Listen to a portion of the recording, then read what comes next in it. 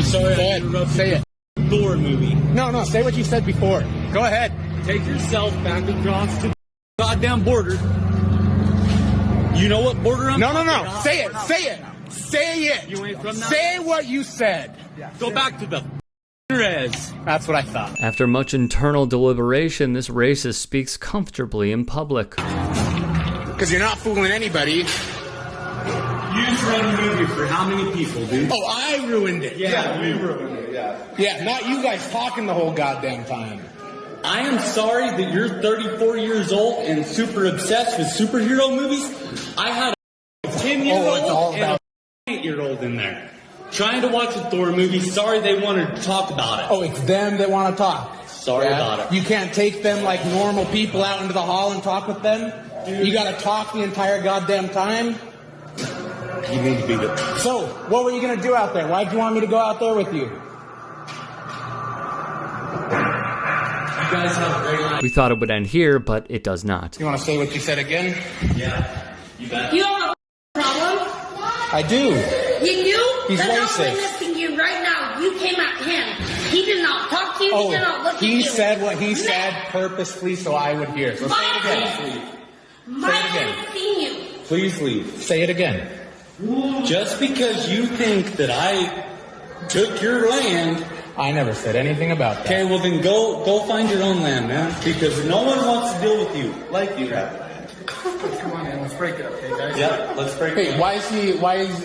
He's out here saying racist to me. He called me Pocahontas, telling me to go back to my land. Okay. It appears the theater owner gets involved. However, the bigotry and lack of knowledge on, let's say, his own ancestry is appalling. How old are you? That doesn't matter. How old are you?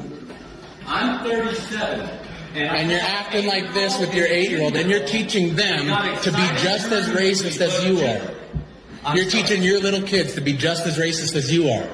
I didn't teach my kids. That when there's conflict, that you're going to start throwing racial slurs at people, and you're going to make fun of missing and murdered indigenous women, of which Matoaka, also known as Pocahontas, was one of them. I could honestly... A 12-year-old. She was 12 when she was taken to Europe, and you're making fun of her. I know you could. I know that you could not care about that because you've shown who you are. You've shown through your racist actions, through your racist words, who you are. Threw a fit because my kids got it. Not them. I did not care about them. I cared about you and your the whole time. You, homie. 37-year-old. Yeah. We already tried that. The racist man finally leaves. However, the damage was done. NetworkAdvocates.org wrote, throughout history, white supremacy has demonstrated its power to reshape institutions and supersede legality. When President Andrew Jackson signed the Indian Removal Act of 1830, ordering the removal of all Native Americans from their tribal land to reservations, the Supreme Court initially attempted to side with the tribes, who had signed treaties that ensured their national sovereignty. President Jackson bypassed the courts and bent the strength of federal institutions to further meet the needs of white supremacy.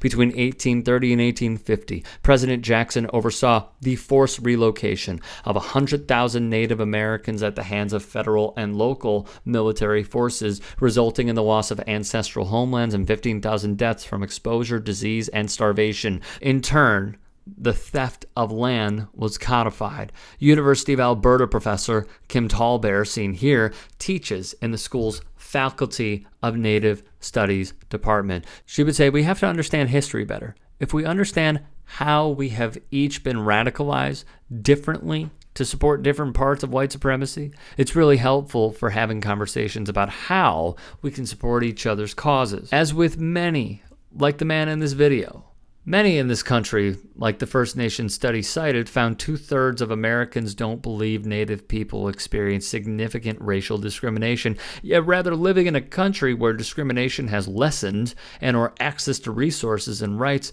have been improved, Native Americans live in a country that consistently pretends like they do not exist. Rebecca Nagel reports today, Native Americans are more likely to be killed by police than people of any other race. Native women are 2.5 times more likely to be AR'd or essayed than any other ethnic group, and 97% have experienced violence perpetrated by at least one non Native person. Native youth not only have the lowest graduation rates of any racial group, but they are also dying by unaliving at the highest rate of any demographic in the U.S. These same teens are twice as likely to be disciplined than their white peers in school and are twice as likely to be incarcerated for minor crimes than teens of any other race. The prevailing ignorance about Native people does not stem from individual failings, but rather from the systemic erasure of Native people from K through 12 education, mainstream news, and pop culture. Researchers found that this lack of visibility directly undermines public support for Native rights. Respondents who didn't know about contemporary oppression were less willing to support a broad range of social justice issues, including treaty rights and eliminating racist sports mascots. As one participant put it, I feel like Native Americans do not experience a great deal of discrimination, mainly because I don't hear about it in the news. Invisibility is the modern form of racism against Native people. We are taught that racism occurs when a group of people is seen as different, as other. We are not taught that racism occurs when a group of people is not seen at all. Yet the research shows that the lack of exposure to realistic, contemporary, and humanizing portrayals of Native people creates a deep and stubborn unconscious bias in the non-Native mind.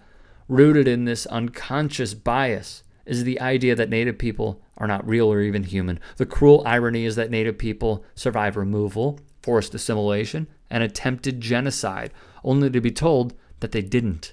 Only to live in a country that pretends they no longer exist. Today in the U.S., there are 573 federally recognized tribes and over 5 million living, breathing Native people. Despite systemic erasure, we are still here. We are resilient, we are beautiful, we are modern, we are contributing incredible things. Crystal Echo Hawk Pawnee, co-project lead of the group responsible for the report, tells Teen Vogue. Echo Hawk believes non-Native people need to demand more and learn more accurate info about contemporary Native people.